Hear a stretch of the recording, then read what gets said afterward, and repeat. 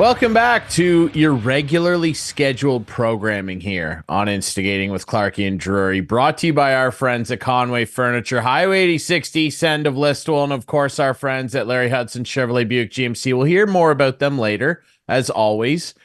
I'm Ryan Drury, back here with my friend Clarkey, who did a great job hosting the show for me last week. Now, I still did the opener. You did. But Clarkey took right over because I was on vacation. He didn't want to make me work too hard, and you did a great job, pal. Thank you. Yeah, you did the opening. I did the closing. I asked the questions, and we got through it. It was good. And and today's big day. Like, I'm excited. We got a big name guest on this week. I called Doig out on it last week, and Ian Doig came through. Yes, Doig came through more than his technology usually does. He has come through. He's more reliable than his computer will ever be. Doig is the man. He's come through. Hey, we're talking about a senior and pro senior champion here, okay? A super senior champion.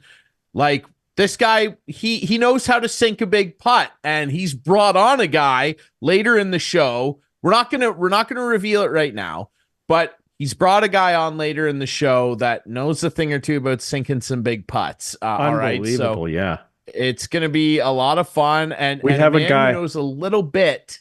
We got a guy. Who's going to he's playing in next week's Open, the Open at Royal Troon. He is playing next week. We got a guy. Not only is the guy, our guy, playing in the Open, he's won it before. How about that, ladies and gentlemen? At this course. At the Troon, yes, it's going to be an incredible chat. Our friend Ian Doig coming on with a special guest soon. And let's talk a little bit quickly about some of Doig's thoughts last week. I got to say, I actually thought he was pretty measured with his takes. He still doesn't like Morgan Riley, and he doesn't like a few different aspects of your Maple Leafs. But a week away from having talked about, free agent frenzy, how are you feeling right now? Like, we see all the videos of Steve Dangle. He's not happy. We're going to have Dangle back on soon to talk about some of the maneuverings this summer. But how are you feeling right now as a certified member of Leafland, a tattooed member of Leafland? Well, they got some more work to do. There's no question about it. Like, we gotta do some more work, right? Do they have enough money to do that? No, but if you get creative, you can solve some issues. That's what they need to do. And they lose Wes Clark. I can never figure people out. Like, Leafs draft terribly. They haven't had. Oh, they lost Wes Clark. Oh no. Well, you can't have it both ways. You can't say, Wes Clark is a big loss, but they haven't done well drafting. So he was their director of amateur scouting. We'll bring someone else in. Whatever. These guys who want to go work with Dubas, sort of tells you something, but I don't know. This team can't win the Stanley Cup the way they are right now, but you never know what can happen. Things will change. That's all I'll say. Yeah, it's interesting for sure. And speaking of change, as we, a couple weeks ago, we had our buddy Aaron Karolnik on from TSN 1050's First Up. And of course, everybody right now talking about Canadian soccer. And of course, we're going to get to that. But also the Blue Jays. Yes. And news dropping today as we record. This is Thursday, July 11th. And Kevin Kiermaier put on waivers. They reached out. They brought this guy back. And now he's gone. Timmy Mays is gone. He's a Yankee. I mean, it's just wild. Like, this team is so rudderless. It's unbelievable. And I remember when Kevin Kiermaier was re-signed after a lengthy stay on the free agent list where he thought he was going to get way more than he ended up getting. Ross Atkins was so excited. He couldn't be more excited to have the veteran presence of Kevin Kiermaier back. He's still a great defender. Like, let's not take that away from the guy, but all of a sudden here, we're a few weeks out from just a couple weeks out now from the trade deadline, and this guy's on waivers. Like, this ship is so rudderless, Clarkey. Look, you would know this better than I because, well, first of all, you've been alive for the entirety of the existence of the team. Have you ever, and that's not, I'm not being insulting. I'm saying you have a breadth of knowledge here that I don't have. What I'm asking you is, can you remember a more rudderless season in Blue Jays history? Because I cannot. No, it's Really? definitely no. And I haven't gone through a season with more fan apathy. Like it's just people don't People care. People people have aren't written even them mad off. anymore. They're not mad anymore, which is They the just don't worst thing care. ever, right? Like that's the worst is when you don't care. And um, I just cannot believe they're letting. I say both Shapiro and Atkins, but at least Atkins, he's allowed to do anything. Like, there's no way this guy's coming back, right? There's no way. I don't know. I'm getting worried that they're going to continue just letting this ride. I'm really worried. I am. I have growing concern that apathy has reached the ownership box, and that old Ed and the board are just going to let this train continue rolling down a track to nowhere right into the side of a mountain. And I mean, Exactly. let's be fair. They've crashed into the mountain. They're through the other side of the mountain.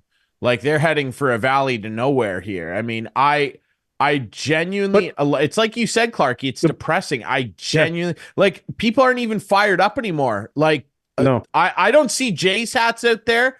People have put them away. Like, people genuinely do not care about this team right now. And they're introducing, I don't know if you follow them on Facebook, but they're introducing Uh, these new ticket packages, the night oh, passes, yes. and like you read the best part is if you want some comedic relief at night, start reading the comments because the comments are great. It's just everyone saying, well, you wouldn't have to do this if your team could win. And like, it's crazy. And like people complaining, like they say they go to a game and they buy like a chicken nugget combo and it's $34. $34 for chicken nuggets, a fries, and a pop. I I genuinely I wonder when the breaking point is for people. And I mean, maybe we've reached it for now in Toronto, but I mean on a general scale, because look, we talk a lot about the politics of sports, and stuff like this just further adds to my apathy toward pro sports. Look, I love the sports, I love the games. I'm not a big fan of the leagues and the way they're run, and there are so many layers to this that go beyond the Blue Jays. Look, the Blue Jays, you can't say they're not spending money. They spent money. This is a very expensive, it's the most expensive roster in Blue Jays history, which is Yeah. almost adding to the depression level here. They spent all the money on the stadium back to back years. There's cup holders that you can, hang that pop, that big fountain pop with your $34 nuggets on, so you can put your pop away instead of between your feet now. So I mean, Mm-hmm. an improvement. I mean, let's give them their due diligence here. Good job, Mark. Really appreciate those cup holders, brother. Thank you. But it's incredible that they still continue to gouge people for going down to watch this disgustingly puke-worthy product on the field. They are a joke. Danny Jansen might be the best player on their team. I think Danny Jansen might be their best player, and that's not disrespect to Danny Jansen. But when have you ever seen a team where the best player on their team is their catcher? Like, that can't happen in baseball. You cannot have your best player be your catcher, and Danny Jansen might be their best player. It's so infuriating, and it's, again, I'm just scared that they're going to let them continue. But then you see other things, like minor league teams that are being shuttered. Seattle's minor league affiliate moving away because the city Yeah. wouldn't fork out Yeah. $32 million for a stadium. So the ownership group's like, great, we'll just move the team. It's like, yeah, good, do that. Mm-hmm. It's unbelievable to me. Like, you It feel is bad when unbelievable. things like that But just, happen. yeah, I agree. You do. But getting back to the Jays, it's just yeah, sure, Danny Jansen might be their best player, but like Moreno might have been their best player, and other guys they've traded might have been their best player. I just don't think this team has done anything to improve themselves. And yeah, they went after Otani, Otani in the offseason and everything else. And that set them back. You're hearing all these excuses now. I listen to TSN 1050 in the mornings with our buddy AK and Carlo, and Steve Phillips was the best this morning, and he's giving them like he's protecting Ross Atkins, and I'm like, what? Why? And the AK's all over him, which I understand. And I think, you know what, Steve Phillips would be a great general manager. Well, I mean, I knew you like your guy. But well, look, that's a pipe dream. Like Theo Epstein has zero reason to come and run the Jays. Like I don't know what would be enticing to him other than for Ed to say, like, here's $200 million or something obscene. Theo Epstein's been there, done that. He ended the two most remarkably historic curses, if you believe in such things, in baseball history. Like, what's appealing to him to come to Toronto other than a big stinking pile of Rogers money? Like, what's appealing to him? That Vladdy Jr.'s here and finally playing well, and he is. Like, let's give. Look, we were crapping all over Vladdy in mid-May and early June. Let's give the guy his flowers. I think over the last 5 weeks, he's got like a 1260 OPS. The power's come back. Like, he is driving and runs. Vladdy has been playing really, really good baseball over the last month and a bit here. So let's give him his flowers. Yeah. But what? Like, a guy like Theo Epstein's supposed to get excited about that? Who's coming behind him? I just saw today again, as we record this on Thursday, that Ricky Tiedemann's got elbow problems again. He's their number one prospect, and this guy can't stay healthy. He got pulled from the game. Pulled from the game in like three and 2/3 innings or something. Yeah. Like, it's ridiculous. So now their number one prospect, who's a pitcher and not a position player, and pitching is their where they have all their depth right now, you would say, for now. Yeah. Because guys are going to leave in free agency, like what Yusei Kikuchi, who was a great turnaround story last year and continues to pitch well this year. Like, what, he's going to stay? What would he stay for? He can go somewhere and win. Go to New York and be like the fifth starter or something, the fourth starter. Maybe go back to Seattle. Who knows? The hell is he going to stay here for? So you look at this and you're like, okay, great. And it just gets more depressing. I'm expecting more garbage. I genuinely, here's what I think is going to happen. Like, you go through the start of the season and they started off pretty so-so. Then they played like absolute junk and dug themselves into this hole. What are they, 15 and a half games back as we record this? Then, Bo starts getting hurt. Varsho's hurt.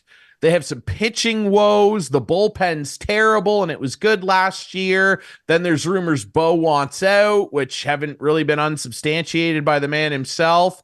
And then they call up Elvis Martinez, and he tests positive for PEDs.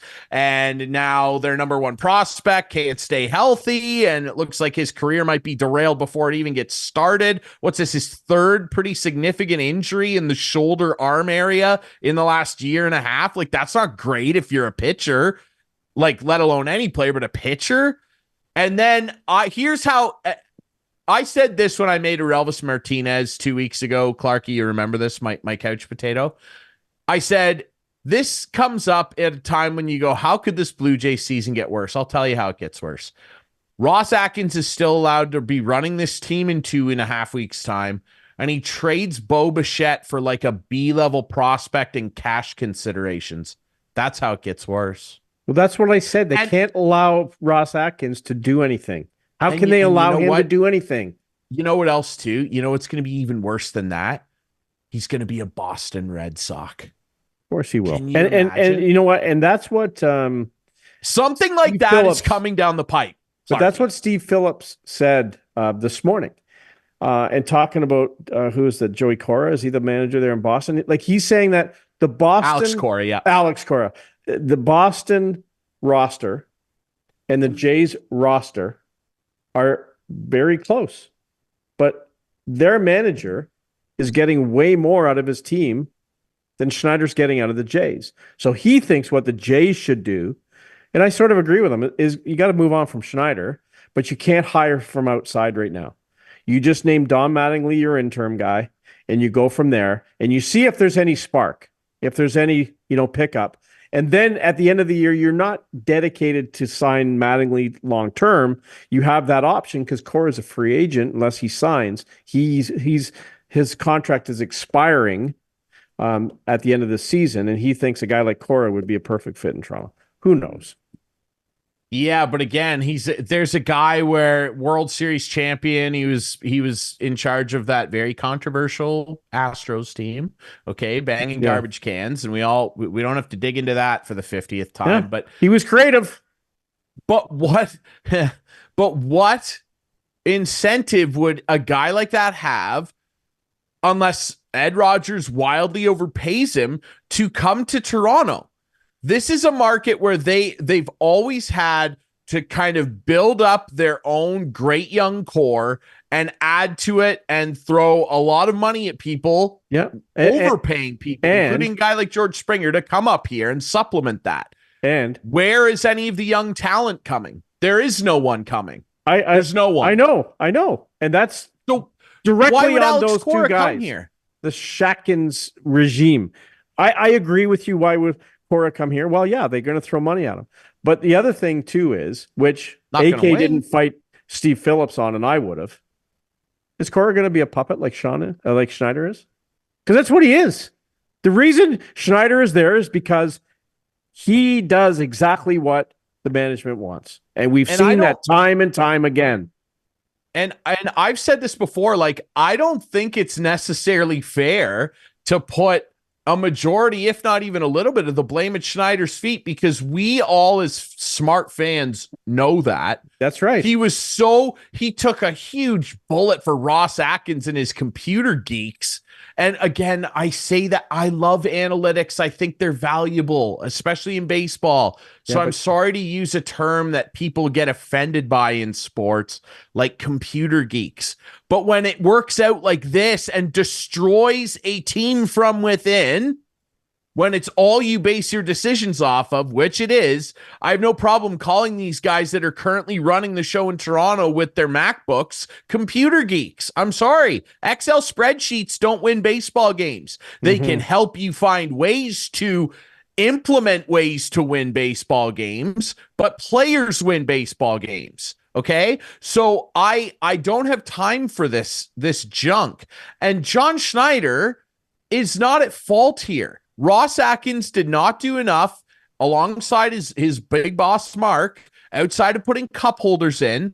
That's right. They got nice cup holders. To improve the destiny, if you will, of this franchise this year and long into the future, probably. Like, we're staring down an ugly, I know AK said it's not going to happen. Guys, we're staring down an ugly, ugly rebuild. We are staring down an ugly rebuild. I'm sorry. That's what's coming in Toronto. There is no other option, because what are they going to do? Go out and try and sign a bunch of guys in free agency that don't want to probably come here anyway and overpay them and spend $100 million into the luxury tax like the Mets tried to do? Sorry, don't think so. And they draft terribly. There's no high-end prospects coming other than Tiedemann, who's hurt all the time. Their farm system's ranked at best 22nd. That's the highest I saw anybody rank it. SI had it 22nd. They average about 26th. There's 30 teams in Major League Baseball, if you remember. Like, what are we supposed to be excited about? Like, honestly, Clarkey, if I could sit down with Ross Atkins, I would love to have a sit down, honest, forthright chat. No cameras. Yeah, good luck. With Ross, and I would honestly love him to tell me, like, if they had one of those town hall meetings, tell me what I'm supposed to be excited about regarding this team, and do not mention Vlad or Bo. What do you got? What am I supposed to be excited about? Right. Ricky Tiedemann, who might never even play in the majors based on the mounting injuries he has? Who is it? I like Davis Schneider. He's a fun story last year. He chips in every now and again. Dalton Varsho. because he makes a nice catch in the outfield every now and again, while the two guys he was traded for mash in Arizona. Yeah, Gabriel Moreno's having a bit of a tough down year this year, but he's going to be a tremendous He's a kid still. Years to come. And Lourdes Gurriel Jr. continues to be a very serviceable hitting outfielder that drives runs in consistently and gets on base and steals. Before we go here, we got to wrap up soon because we got a special guest. But we do. Like, as you know, your Facebook and Google and everyone else is always listening. And I just got served an ad. Yeah. Blue Jays packages. 25 season ticket membership. And I go through the comments. Does the team get an upgrade as well? As soon as Atkins gets booted, until then, have fun in the basement. Lila says, "You got to be kidding me. You can barely make me pay for a game this year. I don't want tickets to the circus." Yeah, no. It's good reading. It's fun. And again, when you bring up the stadium renovations and all that stuff, it's like rolling nice paint over a turd. It's still a turd. It's still a turd, and fine. It's done now. So get rid of the genius, Mark Shapiro, who did all the renovations. It's time to move on from these guys. And it just sickens me. Rust, ladies and gentlemen. Just sickens me all the time. Alex Anthopoulos was a Blue Jay. You want to know what else, too? Alex Anthopoulos was there. You want to know what else sucks, too? They did all this, like, painting over the corpse that is the Rogers Center. Yeah. And in, like, 15 years' time, when no one cares how it looks anymore and it's still just a big cement slab, and the Jays want a new stadium, they're gonna do the same thing that teams always do, that we saw the Rams do, that we've seen Stan Kroenke do numerous times, that we've seen Oakland do. They're gonna leave town. That's what's gonna happen. They're gonna leave town. Ed Rogers is gonna come knocking with our sky-high internet and cell phone bills, and he's gonna go, "I want the city of Toronto to pay for a new $700 million baseball field." And people, if we're smart up here, are going to say no. I hope they do. And the Jays will leave. Well, I hope they do in a situation like that. We're not paying for your stadium. No, we're not paying for your stadium. That's what's coming. You might be That's right. where my mind is at. Nothing but negativity. I hope it wouldn't happen. And the biggest reason I think it wouldn't happen is because Rogers sees the value in owning this franchise for their TV network. No, they don't. Oh, I think they do. Not when they want 600, 700 million for a new stadium, they won't. And some guy in like Memphis or something goes, "We'll pay for it, man." Well, it's never happened to a Toronto team, right? So we'll see. Maybe you're right. I don't know, dude. I'm sorry. I'm negative, and we got to turn this show around, and we're going to do that in a big way because we're a week away as we record this, literally a week out from the Open, one of the best times of year to be a golf fan. And as promised, we got a great special guest coming up next here on Instigating. Our golf analyst, golf pro, senior PGA Canada champion, and super senior champion Ian Doig is going to join us. And he's bringing along a very special guest next here on Instigating. Don't go anywhere.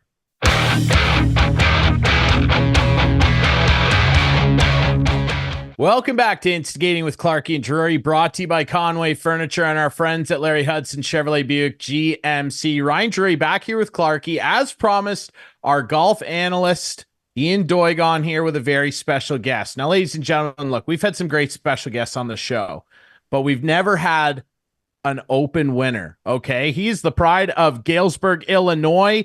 He is an alumnus of the University of Oklahoma. He turned pro in 1987, current member on the Champions Tour. He's been on the PGA Tour, the Japan Golf Tour, the Asia Golf Circuit as well. The owner of 17 professional wins, including the Open Championship in 2004, the same year he was Rookie of the Year on the PGA Tour. Ladies and gentlemen, it's my pleasure to welcome Todd Hamilton to the show, ladies and gentlemen. Let's go. Thank you. Thank you. You can keep going if you want. Yeah, I should rattle off some more. And Todd, you know, as you look back, we're a week out as we record this from the Open, and you're going to be competing in the Open, and it's going to be at the place where you won it, at Royal Troon. as you're kind of gearing yourself to head back over there, I mean, I'm sure the memories of 2004 are flooding back, eh? A little bit. That's probably the only reason I'm going over there, is because they're playing where I want at. I have not played the event since 2018, so it's been 6 years now. And as I said, if it weren't for playing the venue that I want at, I probably wouldn't go. Although Doig said that's the one major he's never caddied in, and I think after this year, I still have 2 more years to play in it. You can play until you're 60. He's trying to get me to go over one more time, and he wants to serve as caddy to tag along so he can check that off his bucket list. I think that's a really good idea, and it doesn't matter where it is in the next 2 years. I think we should make that happen. So We'll see. We'll see how this year goes first. yeah, well, he's got a good caddy on the bag this year. He's taking his son Tyler, and so that'll be fun for them to be over there hanging out together. And if I recall, Tyler has a April birthday, doesn't he? He does, April 2nd. Yeah. Yeah, April 2nd. April is a good month. So, but is it Drake that was born April 18th? Correct. Yeah, he's our young. Yeah, and Doig was born on April 18th. So, there is some synergy there. So Did I That's know where you that? were going. so I don't know if I knew that, Ian. Did I know that? probably Jackie knows because on April 18th we always send a note back and forth to each other. So, but yeah. So Hammy, I have there's so much to tell, but I think. Hey, before you start, Ian, I got to interrupt. How do you guys know each other? That's what I want to know first. Hammy? We talked about that earlier today. I was in Dallas getting my passport renewed. It was an expired passport by 1 year. And if I couldn't get my passport today or tomorrow, with me leaving on Saturday, I probably wasn't going to be able to leave. So I would have had to withdraw from the tournament. But fortunately, I was able to drive down there from Norman, Oklahoma, about 3 hours away, picked up my passport after about 3 hours and back home. But we talked about that today. I don't remember the exact spot we met. I know we were playing the Canadian Tour, and Ian mentioned that it was at Wolf Creek in Ponoka. Is that right? Ponoka, That's Alberta? correct. Yeah, Ponoka, Alberta. Yeah, I could not have come up with that, but I believe him, and we've known each other since. I think we figured it's been about 35 years that we've known each other. Nice. Yep, roomed together a few times, traveled quite a bit together, and I have a couple funny stories. I mean, I'll tell one quickly. We were playing in Alberta one year. Remember, Hammy, and I invited you along to do a corporate outing with me up in Edmonton. And I still get messages from people that were there that day because Todd helped me do the clinic, and people will see his name pop up, and it'll happen this in a couple of weeks when he plays in the Open. But I will get a text message or an email from somebody saying, "Hey, is that the same Todd Hamilton you head out and do the corporate outing with you that day?" And I always, get back to him and say, obviously, yes, that was. And I remember we finished that day, and then we were driving up to Fort McMurray, Alberta. And we're flying, and we're not arriving up there until about 8 o'clock at night. And Hammy had never been that far north before. And he says, "What are we going to do when we arrive?" I said, "Well, we'll go check in, and then we'll go out and play 18. And he looks at me, he says, "Well, we're not going to get there till like 8:30 at night." And I said, "Yeah, but it doesn't get dark until midnight." So sure enough, we went out and played 18, got a quick 18 and just before dark. That's so pretty incredible. I will say, though, that week that I was up there, I think I got bit by about 1,000 mosquitoes that whole week. yeah. So, And they're not small. No, interesting place, but a lot of fun traveling up there. Yeah. So I just want to, there's a couple funny stories or almost, what's the word I'm looking for? Very good synergy stories leading into the 2004 Open Championship. And I remember talking to you probably on the Saturday or Sunday night beforehand, because I think you were at Quad Cities, and you had said to me, "I'm really starting to hit it good. It feels good." And I remember doing a draft at Glen Eagle Golf Club, and everybody picked 6 players, and you were my 6th pick. And when I picked you, everybody in the room laughed at me. And I said, no, I just talked to him. He told me he's playing good. And then you went over there and won the golf tournament. And I picked up $3,000 or $4,000 for that Whoa. win, which was really very, very good. But I don't think you told me that. you know, I probably did, but it was a long time ago. But the story I want you to start with is the story of you and Bambi showing up and playing your practice round and what happened at the 18th hole in your practice round. Yeah, first of all, I actually got over there a day late. I was playing the John Deere Classic the week before. Back then, I think it was 1 year before they had a charter from the tournament to go to the Open. So I was flying from the Quad Cities to Chicago, probably straight to Edinburgh. I forget which, or it might have been Glasgow. But there was bad weather in the Quad Cities that night, and my flight got canceled.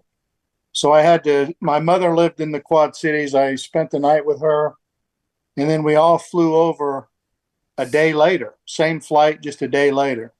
So instead of getting in there Sunday, or let's see, it would have been, I think I got in there about Monday noontime, and obviously was kind of rushed I actually had played the course back in college, but couldn't remember a thing. So the main thing I focused on was getting good notes, and I was kind of tired, but I just want to get good notes. But to talk about your story, we got to the 18th hole, and of course the stands are full of people, and you got the big yellow and bluish scoreboards, leaderboards on either side. And I think Adam Scott had come over and joined us playing the 18th, and I forget who the other guys I was playing with. Might have been Glenn Day and Spike McCroy. For some reason, those two names pop out. But we got down there where our drives were, and we looked over at the leaderboards, and there were names on the leaderboard. And at the top of the board was the name Hamilton. And I thought that was kind of odd, but it was cool to see. And I think it had Hamilton -4. Duval was up there -3. Probably Els or Woods, bigger names than myself. So it was kind of an omen. Obviously, you never would think that is going to spur you on to victory. But come to find out later, the guy that was in charge of scoring was a member there, and his last name was Hamilton. So he wanted to see his name at the top of the leaderboard. So that was one odd thing that, looking back, might have been a telling of what was to come that week. Well, it certainly feels that way for sure as we chat with Todd Hamilton, the 04 Open champion. And I want to talk about, obviously, the 18th hole, because that 18th hole played a very big part in your journey to the Claret Jug, obviously. And, when you're thinking back on that final Sunday and you're going neck and neck with Ernie Els, a pretty darn good player in his own right, and you get to that 18th hole and you send it to a playoff, and you get there again and he just pushes that putt just a little wide left. Take me back to that moment if you can. Like, what's going through your mind as you line up for that final shot? Because I'm sure it was just pure euphoria as you watch that ball roll into that cup. Yeah, I'm going to go back one hole prior. We were on the 17th hole, which was the third hole of the playoff. It was an aggregate 4-hole playoff. Combine your scores and see who's the best. So we both had parred the first 2 holes. We played number 1 and number 2. And then we did kind of a candy cane loop and came back to 17, which was a longish par 3, and then 18. As I said, we both parred the first 2 holes. We got up on 17. I believe I had the honor and hit it shot. One of those that's in line with the pin, and it's hard to tell how close or how far away you are from the hole. But the way the gallery reacted, we thought it was pretty close. Turned out to be about 15 or 20 feet short. And Els pulled his shot to the left of the green, which was probably the toughest up and down if you missed that green. And I remember walking off that tee, and my caddy says, "You're just parring him to death." And sure enough, I made the par. He did not get up and down. So we went to 18, and I didn't hit a very good tee shot, fortunately, because if I'd have hit it solidly, I would have gotten further right than I ended up and been in some really heavy and high rough. We both hit 2-irons off the tee. He hit a great high draw 2-iron right down the middle. Carbon copy of the one he hit in regulation on 18. I got up to mine. I hit a 5-iron, hit a pretty good shot, hit it solidly. I knew there was a bunker about 10, 12 yards short of the green. If I could just carry that bunker, it was probably going to bounce up on the green. And, if I 2-putted for par, he was going to have to make birdie to send it to more holes in the playoff. Well, I hit this shot, and as it comes down, I hear the gallery go, "Oh," and I never saw the ball bounce. So I'm thinking, man, I hit it in that bunker, which is not a very good spot to be. So I think he hit a 7-iron. He probably hit it about 15 feet, just short. And it was almost the identical putt he had in regulation. So we get up there, and I don't see a ball in the bunker. And I take one more step and look over a little ridge, and the ball had just carried on the very top of that ridge and just trickled over to a level lie. And I think what happened is there'd been people in that bunker splashing sand out. So there was sand on top of the bunker. And when the ball hit, it hit in part of that sand. And that's why we never saw it bounce. It just hit very softly and just rolled over that little ledge down to a flat spot. So I was probably about 10, 11 steps off the front of the green. And I remember the pin being on, I think it was 21 steps. So I'm roughly 100 feet from the hole. And I'd been using this hybrid the whole week. I used it as a 3-wood. Most hybrids people have are 2-iron, 3-iron lofted clubs, but I was not a big fan of a 3-wood. So I had a hybrid that was actually my 3-wood that was bent from 17 to 14 degrees. So the guy that made the club up, it was a company called Sonar Tech. And the guy that made the club up, his nickname was Sticky. And I don't know why they called him Sticky, and I probably don't want to know why either. So I'm not sure how many times I'd used that to chip/putt from around the greens. But let's say I used it 12 times during the week. I got up and down every time except one time with it, and that was because I missed a 5-foot putt. So I had confidence that I could use this as basically a putter and just putt it through the fringe through the fairway, through the fringe, and onto the green. So I pulled the head cover off, and I said, "All right, Sticky, this is for you." And I hit it, and I didn't think I hit it hard enough, but I hit it the correct way where it had overspin and it just kept rolling and rolling. There was a small little ridge that I had to get up over to get up to the pin. And I didn't think it was going to climb that hill to get on top to the level part of the green. But sure enough, it did, and it stopped about probably 2, maybe 2.5 feet away. It was the perfect distance, just a little bit right of the hole. So I remember going up there and marking that, and I thought Ernie would make it because he had virtually the same putt in regulation, but it was a difficult putt. And watched him hit it. I don't remember how close it was. I know one of the two was very close. I think the one in the playoff was a lot closer going in than the one in regulation. So he missed it. So it was up to me to make this 2.5 foot putt. Now, if you timed me on all the putts I had that year from that same distance, I went through my routine, did everything I normally do. For some reason, that time it seemed like everything went in double time. It seemed like everything went very, very fast.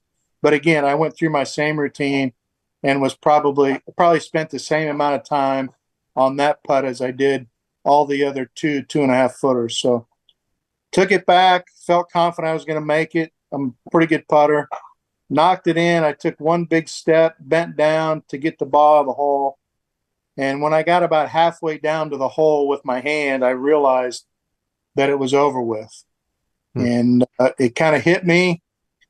I looked up, raised my arms up, putter in the air. My caddy came over to me, bear hugged me, picked me up. I didn't know what was going on. Shook hands with Ernie. He was a very true champion, very gentlemanly. He didn't try to play any mind games or anything. And I felt bad for him because I wasn't the one that was supposed to win. He was, his fame and his pedigree was definitely better than mine. But, sometimes when the guy that's not supposed to win, when he stays in the match or stays in the game, the team stays in the game longer than expected, crazy things happen. That was amazing Absolutely. story. Like that's so neat hearing you describe that. And when you look at the leaderboard in that year, the top 10 guys like yourself and Ernie Els and Phil Mickelson and Westwood and Verplank and Canadian Mike Weir and Tiger Woods going into that Sunday, you're rookie on tour. How was your nerves heading into that Sunday? I actually wasn't too bad. I had played with Ernie on the third round, and we got paired together the final round. So those 2 rounds plus the 4 holes, we ended up playing 40 holes together. Wow. So I think that might have helped out in a way. I remember my wife, my mother, my 3 kids, they were 6, 4, 1.5. We rented a house maybe 10 minutes from the course. And I stayed up, I don't know, till 6:30 in the morning watching TV. I think I got about 2 hours of sleep. I wasn't nervous. I was kind of excited. Yeah. Because going into that week, I hadn't played very well at the John Deere. I ended up shooting even par of the first round, which made a big impression on me because to say you shot even par in a major championship rather than 1 over, I birdied the last hole to shoot even par. For some reason, that had a better ring than 1 over, even though it's just one shot. And found something on the range, started hitting the ball a little more solidly. Not every shot was perfect, but the good ones were really good, and the bad ones weren't as bad as they had been. And I had a great week of chipping and putting. And as I mentioned earlier, I took good notes in my practice rounds and just tried to stick to a game plan. It's all cliches, but that's what you need to do. You need to form a plan. Yep. Whether you're a team or an individual, you got a plan to play against another team, or individually, you got a plan to play against the course. You're not really playing against the guys. You're trying to beat the course. And I stuck to my plan and caught 4 good days of weather when I was on the course. So everything worked out. It obviously understatement of the year, but it ended up being a great week. Now, a minute ago, Hammy, you talked about Ernie's pedigree, and yes, phenomenal and everything, but don't sell yourself short.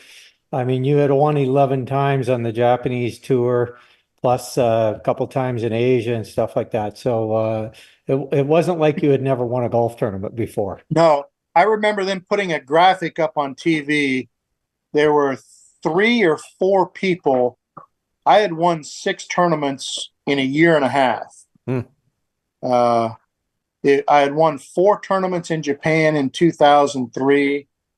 Won the Honda Classic in 04 in March, and then won the Open in July of that same year, 04. So in a year and a half, I'd won 6 events. Obviously, the ones in Japan weren't against super fields like a PGA Tour event or European Tour or DP World now they call it. But I always told myself and told people that ask, winning breeds winning, whether it's junior golf, club championships, the Thursday night men's league. If you win, that gives you great confidence, and it's something that you can take to your next event or your next round, whatever it is. You know, if somebody shoots a 72 on Friday afternoon late and they know they're playing Saturday morning, they want to shoot at least 72 on Saturday, if not better. And that's kind of how I look at golf. If I go out just playing golf and I have a good round of, 68 or whatever, I want to better that, or at least shoot that the next day. A lot of times it doesn't happen, but I think winning breeds winning. I would agree. We always do Ian is not, his name isn't on the show, but he's on it a lot. And we always do golf picks. And when you're done here today, we're going to do picks. How are you playing? Should Ian pick you this year like he did in 2004? And who else do you think might be competing this week or next week when you go to Troon? Let's see. I don't think I'm playing great. I'm trying out a new driver that I think can give me a little more distance. I'm hoping the ground is firm over there, which will benefit me. My iron game probably isn't up to speed or up to the point that it needs to be to play consistently well for 4 rounds, assuming I would make the cut. My chipping is horrendous, and I do mean horrendous. At my club, I used to drive by the chipping green and see guys that couldn't chip and kind of internally make fun of them. Well, now I'm that guy. Do you still have sticky? I have it, but I don't use it anymore. Oh, okay. My bunker game's not too bad. Mm-hmm. My chipping is not very good at all. Fortunately, though, you don't have to really chip in the sense that we know chipping over there. It's more a ground game, so you can putt it. You can. I still use that shot, but I just use it. I use a 3-wood now. Yeah, something that has a little more loft, gets it skidding on top of the grass and rolling. And I feel like I'm a pretty good judge of it. The guys I play with when I'm at home, they just laugh at me because they can't believe that I'll be 15 yards off the green and the pin will be on 30 feet, and I'll use my 3-wood and knock it up there to 4 or 5 feet. I can't chip. Seriously. Well, hey, Hammy, I know a guy that can help you with that, but unfortunately, I can't get there in the next day and a half. Here we go. Ian Doig Golf Academy.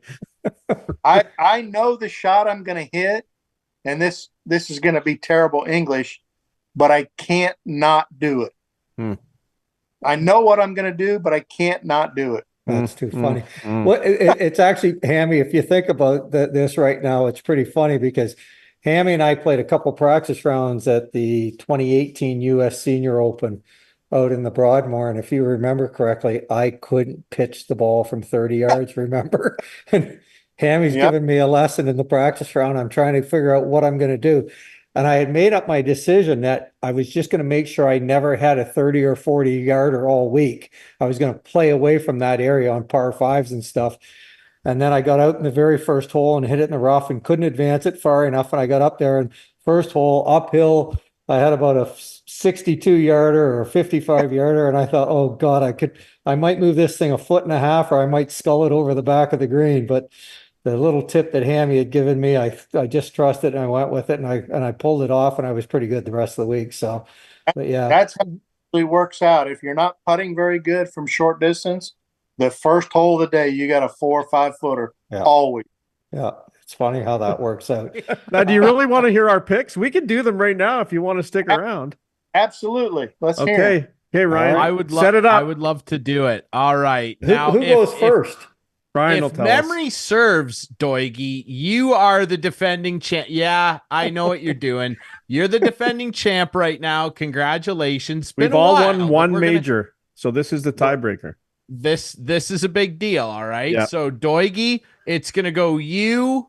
I believe Clarkey finished second, and then me. So, I'll be the back-to-backer. So, Doigie, why don't you start us off with the first pick? You have the honor. Tee us off. We for picked our 4 open picks. 4 picks.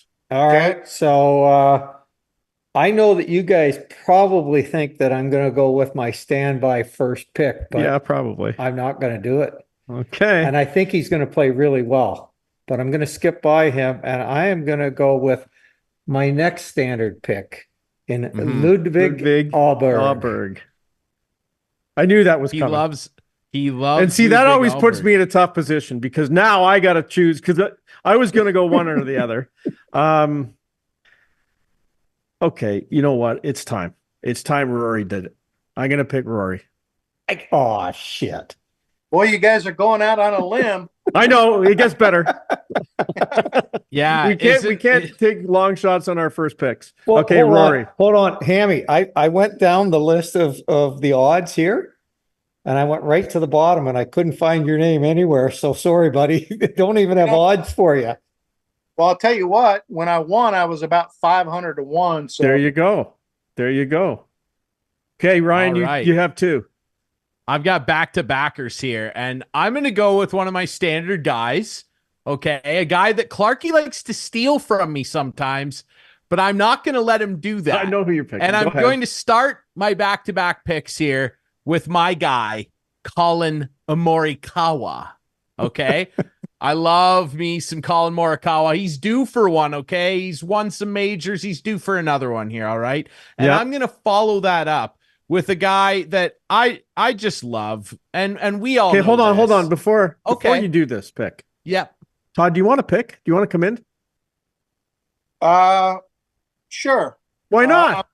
I'm gonna take DeChambeau. DeChambeau. Oh, okay. Ooh. Okay. I like that. Sorry, Ryan, but that's Todd's okay. our guest, I wasn't going to take Bryce. And now you get back to back. So now you got another one, Todd. I get another one. Okay. Yep. Let's see. Scotty Scheffler's still there. Yes, I'll take him. How did I forget? Okay. So DeChambeau and Scheffler. That's a good back-to-back right there. Okay, Ryan, back to you. I'm going to take another guy that I really like. Look, guys, you know that I'm a big fan, okay? And also he's a British player, so he's going to have some fanfare behind him, and you know that I love his footwear, guys. I'm going to take Matty Skechers Fitzpatrick. Nice. Clarkey, okay, I'm up, and I'm just going with a guy who I pick a lot, Cam Smith. Like it? Cam Smith. Doigie, 2 to you. All right, so I have Ahlberg. I'm going with Brooks Koepka. Okay. And I was going to pick Matty Fitzpatrick, but he is no longer on the board. Sorry, brother. So I'm going to slide down the list a little bit, and I'm going to go with my man, Tommy Fleetwood. I was going to take him. So back to me, right? Sorry, let's see. Is it time to go off the board with one of my picks? I don't think so. I think I'll go with let's go Xander Schauffele. Oh, Xander. I like that. I Ryan. like Xander a lot. He's a beauty. All right. My third pick. I would like to take another guy who he's just a fun guy out there. He's a fun-loving guy. He has fun out on the course, and quite typically when he's having fun, he's playing really well and he's in contention. You got to think eventually this guy's due for a big major breakthrough. I love myself, the fun-loving Shane Lowry. There you go. And now to Todd for back-to-back. Finish your team off here. I actually need a list. I'm struggling to come up with names. I know it's not fair. We have lists in front of us. Let's tell him. Let's give him some guys who are available. Patrick Cantlay, as long as his hat fits, he'll be playing. John Rahm, Max Homa, Jordan Spieth, Wyndham Clark, DJ, Victor Hovland, Tony Finau. I'll take Hovland. Okay. And the U.S. guys up until Stenson won it the last time in 2016. I think they'd won 6 straight. So for some reason, the U.S. guys have some luck there. So I need a U.S. guy. Let me go Cantlay. Oh, I thought you were going to pick yourself. No. That would have Patrick been really Cantlay. good. Okay, back to Ryan. All right, I'll round out my team. And again, another guy that I picked a lot lately this year. And I was picking him a lot early in the year when I was dusting you guys with what I win 4 straight tournaments to Just start go. the year. Just go.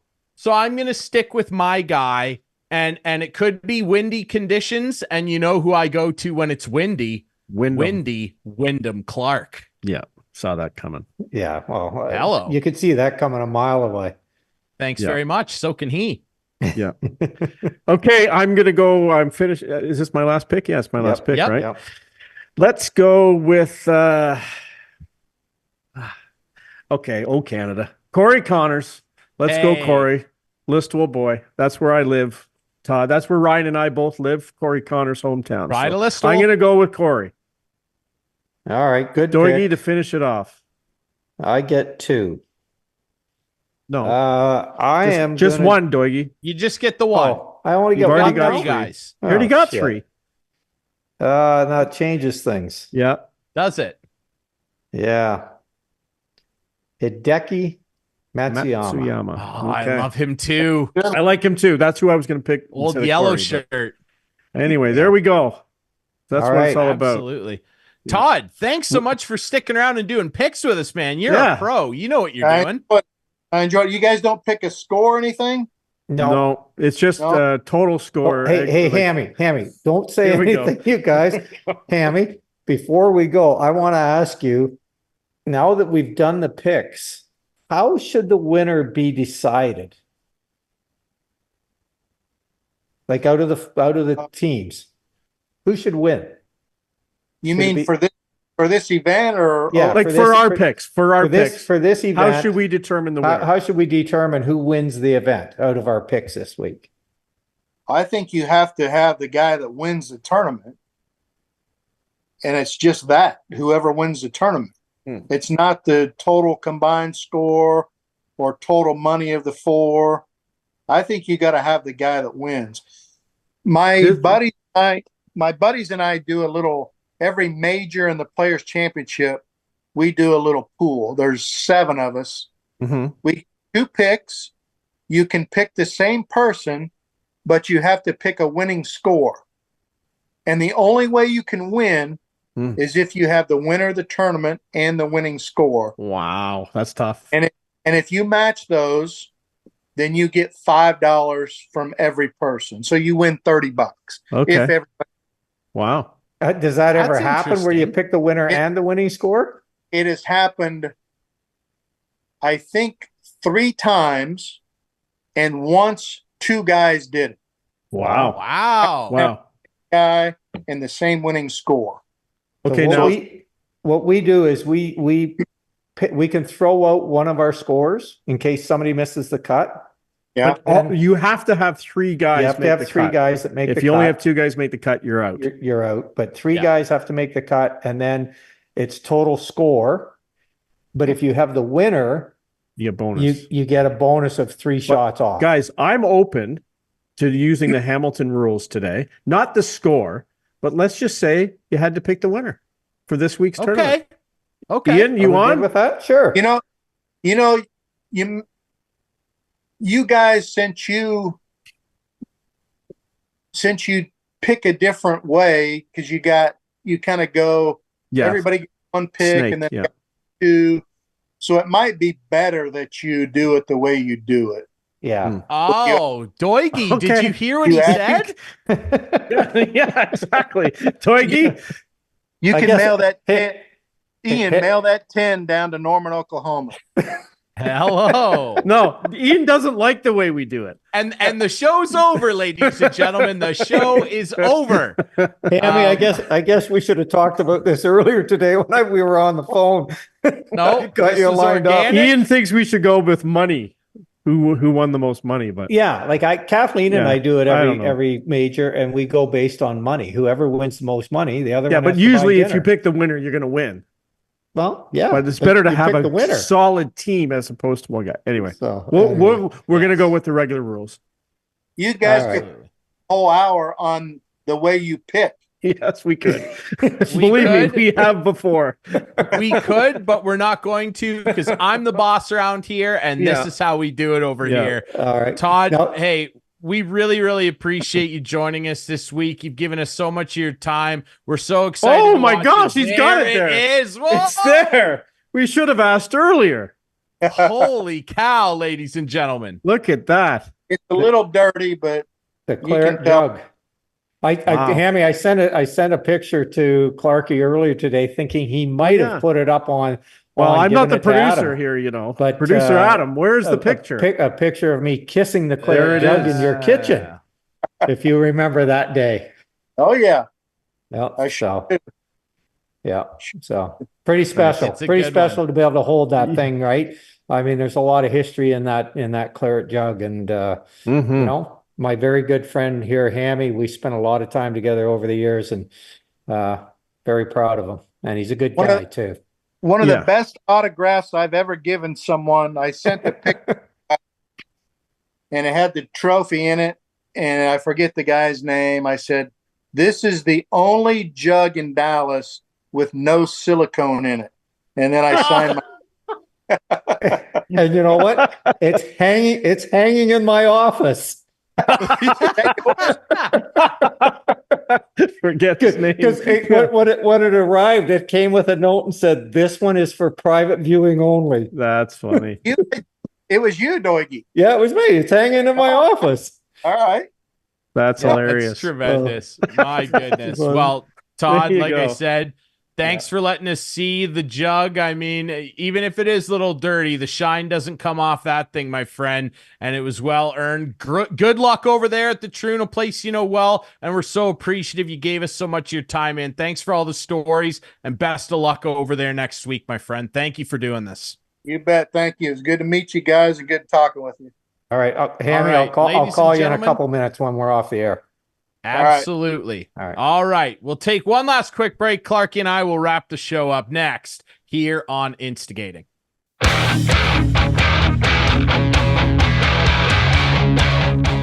Back to wrap things up here on a very exciting week here at Instigating with Clarkey and Drury, brought to you by our friends at Conway Furniture and Larry Hudson Chevrolet Buick GMC. And man, oh man, was that ever special having look, Clarkey, it's not every day that we have an open champion on the show, and Todd Hamilton Yeah. was just unbelievable to us. He was so good. He was so good. Man. This guy's playing in the British Open.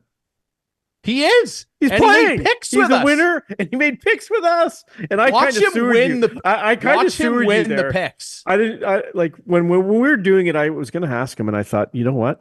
I'm going to wait till Ryan picks his first guy, because sometimes you won't pick the guy you really wanted first. You'll pick him second. So as soon as you made your first pick, I'm like, hold on a minute. No, Anyway, I liked it. It was a sneaky trick, but it doesn't matter, and it'll be very Yeah. funny when Todd ends up winning the pickoff anyway. So It'd be funny we'll when have to Todd send wins him the something. tournament. That'll be the best part.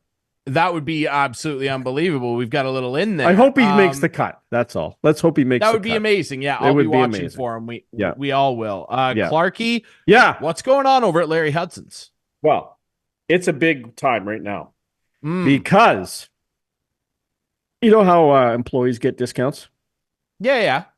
Well, employee pricing is on right now at Larry Hudson's. Half-ton trucks, HD trucks, Hummers, and large SUVs like Yukons, Yukon XLs, Tahoes, and Suburbans. Employee pricing. Wow. You're never going to get a better discount than you are right now. So come on in. It's now until July 25th at Larry Hudson's, 1000 Wallace Avenue North. Now is the time. If you've been waiting, if you've been putting it off, you don't want to miss out on employee pricing. It's been a busy week. It's going to continue to be busy until July 25th. We have a great selection, but if you want to pick that one truck of yours, come in now. Now. There you go. Absolutely. The deals, they're always hot, They're but hot. they've never been hotter at No. Larry Hudson's. No. And our friends at Conway Furniture, where when you go in there, the price includes HST and delivery. Yes. If you forgot where that is, our friend Phil Main can remind you, producer Adam. Conway Furniture, Highway 86, just east of Listowel. That's right. That's where it is. And that's where you go for the best deals on all your furniture needs. That's right. And speaking of, it's time for The Conway Furniture Couch Potato. Ladies and gentlemen, it is our favorite segment on the show. Of course, aside from when we have, open champions on the show. But Exactly. Conway Furniture Couch Potato, Clarkey, as always, in the spirit of golf, I will let you tee it up first. What do you got? Oh, thank you. Well, it's been a good week. Mother Nature, I loved the rain yesterday, on Wednesday, I should say. We needed some rain. My lawn was looking a little brown, and we needed the rain. Now, we got 101 millimeters officially in Listowel. That's a lot of rain. It's quite a bit. Centimeters of rain. Anyway, that's not much couch potato. I once named Mother Nature the couch potato. I'm not this week. Well, this week, love back. Good. This week, I am. I'm giving love back. Thank you, Mother Nature. We needed the rain, and it was beautiful on Thursday. And it's supposed to be a great weekend. This is we talk about soccer, and we. I don't want to steal your thunder here, but no, but like the diving in soccer drives me crazy, and this here, Adam, you can roll the viz. In hockey, I hate seeing stuff like this. Okay. This past week, a video surfaced where Matt Rempe and Georges Larac were on the ice, and he's teaching him how to fight. Now, Georges can't even stand up, it looks like here. Do we really need this? This guy needs to learn how to play hockey and skate and shoot. Why is he? Maybe he's not doing what it looks like he's doing with this video, but it drives me nuts that this guy who charges guys, hits elbows guys, gets suspended, and then they release this video. Maybe some guy in the stands just took it and released it and he didn't know, but why do we need to go there? Why do we need to do this? I understand what you're saying. I think that was from Georges Laroc's camp. I don't care what it was and another guy hey. What is he teaching? Is he teaching guys how to fight? Is that what the camp is about? And that's the thing, then it's even worse. I don't know, but I got to say, you caught me off guard. I thought you were going in a very different direction there. Yep. No, they're my couch potatoes. Matt Rempe, I've had enough of him. And yeah, I know. I've just he's a dirty player in my mind, and he doesn't need to show this off. Just learn how to skate and learn how to shoot and learn how to play hockey. I'm done. Okay. There you go. Clarkey, angry at Matt Rempe. What it was going to be? Well, I thought you were going to go after the soccer stuff, but okay. Soccer stuff happens all the time. We don't need to show it. The guy. How about Canada going to the semifinals? Really great result for them to get there and coming up short against Argentina. My couch potato, and that originally was what it's going to be. Everybody's seen the Ishmael Kone thing kicking. I think it was Rodrigo. Who was it that he kicked on the ground there? I don't know. It was Rodrigo DePaul. We've all seen it. Instead, I'm going for a positive. We're going for a positive here. And producer Adam, you've got the pictures.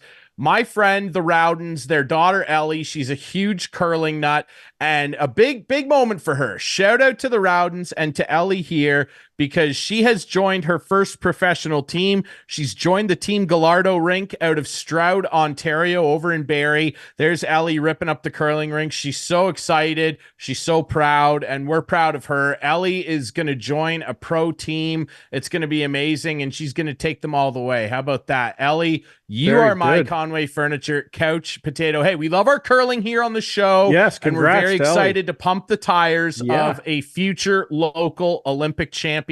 Ellie's going all the way, and Team Gallardo is going to help her do that, and she's going to help them. How about that? That's great. Congratulations. I just want you to know that unlike the Cottrells, I did not play or beat Ellie in any tournaments or games. You did not. But I did the Cottrells. I did the Cottrells. Yes. Well, they were taking their foot off the gas. Weren't no, they were not. Everybody has you have no idea. A tough night. Everybody has a tough night. That's right. And that's why Todd Hamilton could win the Open.